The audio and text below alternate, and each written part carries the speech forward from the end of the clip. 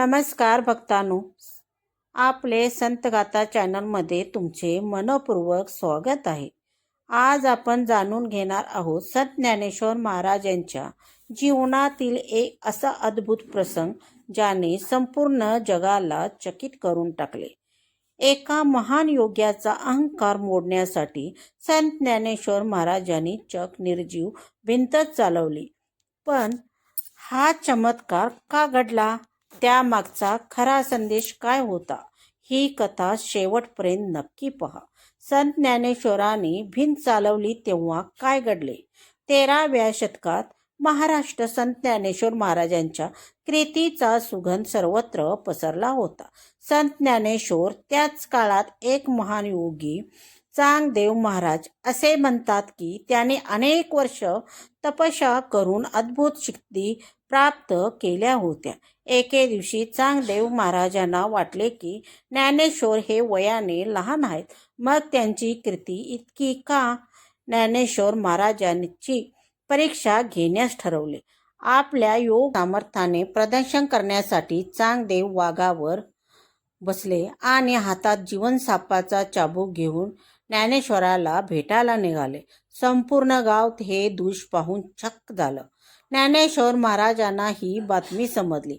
त्याच वेळी ज्ञानेश्वर महाराज, निवृत्तीनाथ, सोपानदेव आणि मुक्ताबाई एका जुन्या भिंतीवर बसले होते. ज्ञानेश्वर महाराज हसले आणि म्हणाले, जर चांगदेव महाराज जिवंत प्राण्यावर बसून येत असतील तर आपण निर्जीव भिंतीला चालायला सांगूया. ज्ञानेश्वर महाराजांनी शांतपणे भिंतीला स्पर्श केला आणि चमत्कार घडला. निर्जीव भिंत हळूहळू पुढे सरकू लागली. भिंत चालत असल्याने पाहून सर्व लोक आश्चर्यचकित झाले. चांगदेव महाराजही थक्क झाले. त्यांना समजले की ज्ञानेश्वर महाराजांची आध्यात्मिक शक्ती आपल्या योगसिद्धीपेक्षा कितीतरी श्रेष्ठ आहे.